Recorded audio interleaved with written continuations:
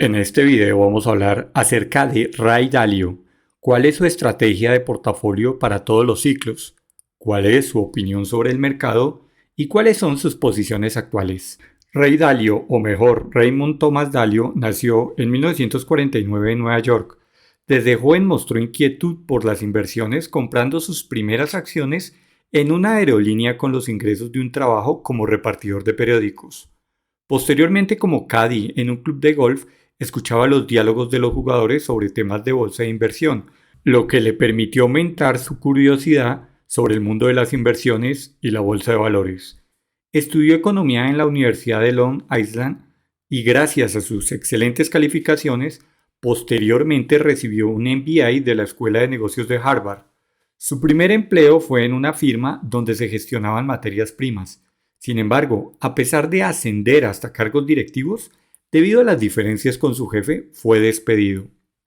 Fue entonces para 1945 desde su casa cuando comenzó su propia firma, donde gestionaba recursos de sus antiguos clientes, además de realizar recomendaciones financieras y la venta de informes. Uno de sus primeros clientes fue McDonald's y uno de los primeros fue también una productora de pollo de su país.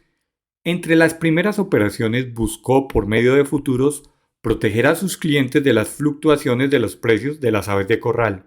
Su falta de experiencia y malas decisiones lo llevan a comienzos de los 80 a la quiebra, donde cerró su firma despidiendo a todos sus empleados. Con un préstamo de $4,000 de su padre, funda en 1983 su gestora Bridgewater, que llegó en el año 2013 a ser considerada la más importante del mundo con 1.500 empleados. Revisemos cuál es su estrategia, que es el portafolio considerado para todos los ciclos y sus principales lecciones para la inversión en bolsa y acciones. Su estrategia se fundamenta en reconocer que los dos elementos que afectan principalmente los ciclos de inversión en bolsa son el crecimiento económico y la inflación.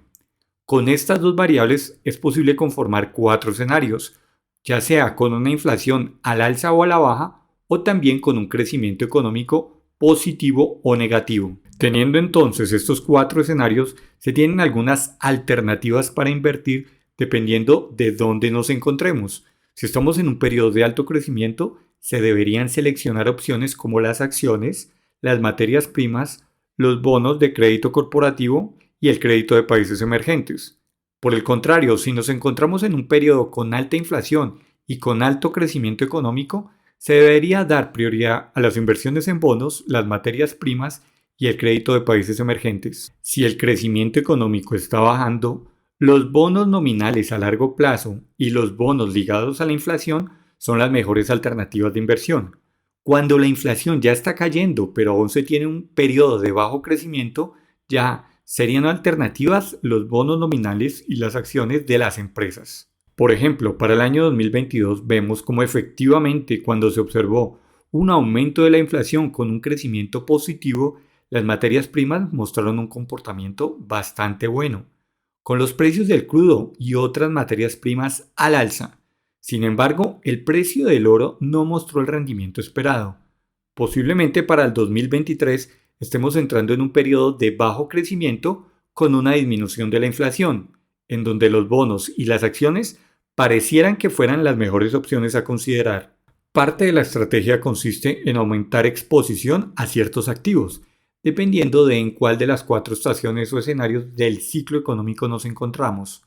Por lo tanto, la gran pregunta es en qué proporción de acciones, bonos y materias primas debemos sostener en cada una de las 4 estaciones y si esta proporción funcionaría bien en todos los escenarios. Un escenario propuesto es tener una exposición del 25% en cada una de las 4 estaciones para tener un rendimiento positivo a largo plazo que equilibre las caídas en el precio de las acciones, el rendimiento de los bonos, el precio de las materias primas y las tasas de la deuda emergente. Una de las ventajas de esta propuesta es que debería funcionar bien para el común de las personas, que por lo general no tienen la capacidad de predecir el futuro con mucha certeza y no tienen claro cuáles son las condiciones económicas particulares que se tendrán en el mediano y largo plazo. La propuesta debería permitir al inversionista tener un buen rendimiento ya sea en mercados bajistas, alcistas, se tenga inflación o deflación. Miremos entonces cuál sería una opción para distribuir la cartera. Una de las propuestas para la distribución de activos en este portafolio sería la siguiente: el 40% en bonos a largo plazo, que es uno de los componentes en renta fija, el 30% en acciones, que es la parte de renta variable de la cartera, conformado, eso sí, por empresas de alta calidad, el 15% de bonos a mediano plazo, que son otra parte del componente en renta fija para un total del 55% de la cartera, el 7.5% en oro, que permite contar con un soporte en periodos de recesión y caída de los mercados, otro 7.5% en materias primas, donde se pueden incluir participaciones en petróleo y otros materiales preciosos. En la siguiente gráfica vemos el rendimiento del All Weather Portafolio desde el año 2002 hasta febrero del 2021. Vemos como el rendimiento promedio del S&P para ese periodo ha sido del 10.4 promedio anual, mientras que el portafolio All Weather tiene un rendimiento promedio del 7.71%. Ahora, si se compara con un portafolio de 40% acciones y 60% bonos, el rendimiento es mejor para el portafolio All Weather con un 7.42% contra un 6.73% del portafolio 40-60. El tercer principio propuesto por Ray Dalio es comprender cómo funciona la maquinaria económica. Ray trató de entender cuáles eran los elementos que componen la maquinaria de la economía, los mercados y sus componentes, pero lo más importante es tratar de comprender las relaciones de estas piezas o elementos a lo largo del tiempo. Por ejemplo, un país que tenga mucha deuda corre el riesgo de que sus prestamistas no le presten más dinero y podría incluso llegar a imprimir dinero. Sus primeros trabajos para McDonald's y las empresas de pollo le permitieron observar cómo cualquier flujo de retorno puede dividirse en componentes o partes y tratar de analizar de manera individual cada uno de estos componentes. Por ejemplo, el precio de las aves de corral depende del precio del maíz y de la harina de soya. Por lo tanto, el valor de un bono nominal se puede descomponer en su rendimiento real y la inflación. De esta forma, un activo puede desglosarse en distintos componentes y después volver a sumarlos en un todo. También se puede hacer lo mismo con una cartera de inversión. El cuarto principio es buscar un equilibrio en el manejo del riesgo de los activos. En un entorno de contracción económica, las acciones pueden volver vulnerable a un accionista. Por ejemplo, en la Gran Depresión de los años 30 se vio esta situación. De acuerdo con Dalio, los bonos del gobierno proporcionan una excelente protección en estos entornos, permitiendo un equilibrio en la gestión del riesgo de los activos. Pero también es importante tener en cuenta que las acciones tienen un mejor desempeño en periodos de crecimiento y la liquidez es atractiva cuando el dinero es escaso. Hay que recordar, por supuesto, el principio básico según el cual a mayor riesgo se deben esperar mayores recompensas. Para Dalio, los bonos de larga duración ayudan a que una cartera tenga más equilibrio sin renunciar a la rentabilidad. El crash en la bolsa en el año 2000 le permitió observar cómo las acciones no eran de ninguna manera un activo seguro. La explosión de la burbuja tecnológica le mostró cómo el mercado de valores es inestable. En cierta forma, el portafolio que él propone para todos los ciclos busca la paridad de riesgo, equilibrando los riesgos de una cartera. La quinta lección es la importancia de los datos.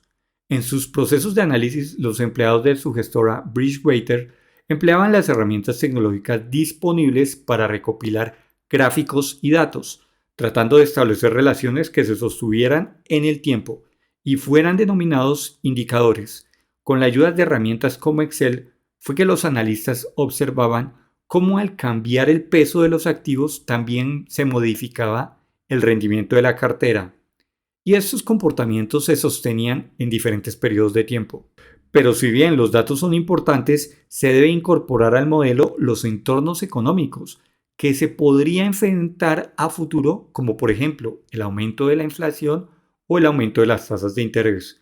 Por supuesto que estos elementos de riesgo algunas veces tienen diferentes niveles de afectación a los mercados. Y por último, hay que tener en cuenta que en los entornos de alta inflación, las materias primas son una alternativa a considerar. En los años 70, cuando la inflación fue alta, las materias primas en promedio ofrecieron un mejor rendimiento que las acciones y los bonos nominales. Pero revisemos cuáles han sido las opiniones sobre el mercado recientemente de Ray Dalio. En diciembre, Dalio afirmó que Wall Street no ha descontado los daños que se han producido por el aumento de los tipos de interés.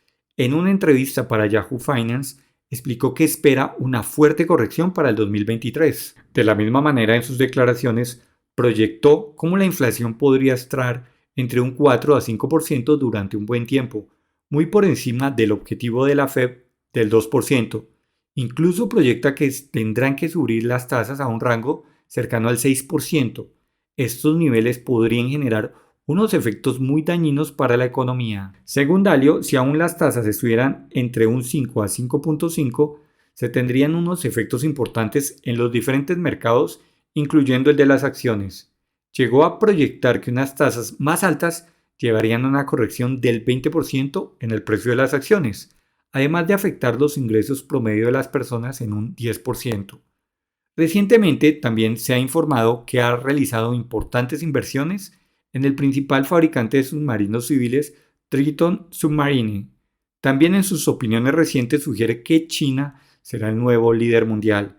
Incluso ha llegado a tener unos comentarios a favor de los dirigentes del gigante asiático. Hay que tener en cuenta que para el tercer trimestre del año, su fondo tenía cerca de 1.200 millones de dólares invertidos en acciones chinas en compañías como Baidu, Tata Nexus y Pinduoduo. Sin embargo, en su opinión, la posibilidad de un conflicto con China es un obstáculo para los mercados y las actividades económicas de los siguientes años, incluso si el conflicto nunca ocurriera.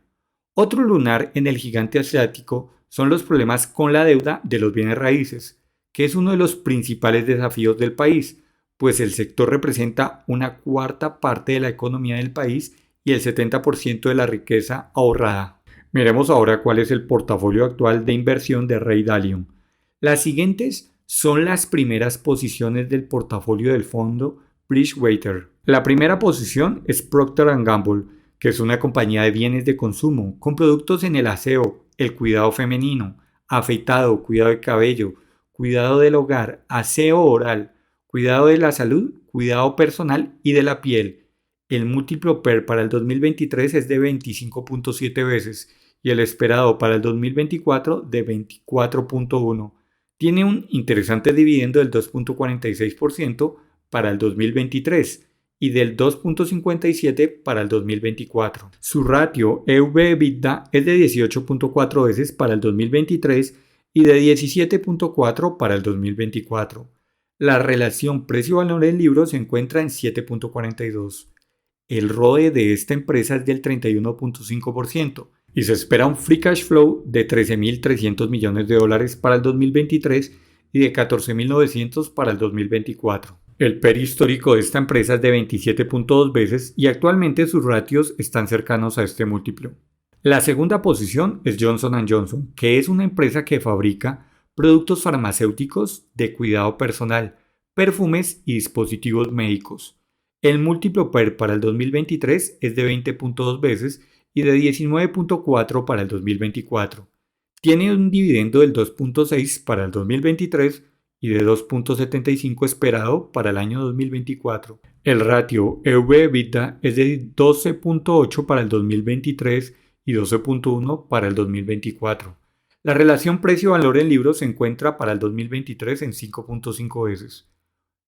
Tiene un ROE de 34.5 en el 2023 y espera tener un free cash flow de 26.600 millones de dólares en el siguiente año. Su PER se encuentra en valores muy cercanos a su promedio reciente. La tercera posición es PepsiCo, que es una compañía productora de bebidas, alimentos y aperitivos. El múltiplo PER es de 25 veces para el año 2023 y de 23.2 para el 2024. Cuenta con un dividendo del 2.67 para el año 2023 y de 2.74 para el 2024. El ratio EV/EBITDA se encuentra en 17.5 veces en el 2023 y para el 2024 será de 16.3 veces. La relación de precio-valor en libros es de 12.9. El ROE con el que cuenta es del 52% y espera un free cash flow de 9.000 millones para el año 2023. El PER actual se encuentra ligeramente por arriba de su promedio histórico. Es interesante observar cómo entre las posiciones con un peso importante están ETFs que siguen a los mercados emergentes con un 3.24% de participación y otro ETF que sigue al índice S&P 500 con el 3.19% de participación. Pero más abajo en su portafolio también se encuentran dos ETFs que siguen a los mercados emergentes y al S&P con una participación del 2.7 y 2.6 respectivamente. Recuerda que en la descripción del video puedes encontrar el curso recomendado de inversión en bolsa de acciones para principiantes. No es un curso de trading, es una formación que busca que tomes tus propias decisiones de inversión basándose en análisis fundamental. Si te ha gustado el contenido del video, regálanos un like y suscríbete al canal. Comenta, ¿cuál de las posiciones de Ray Dalio te parece interesante? Comparte el contenido en redes sociales e ingresa a invertología.com para más información.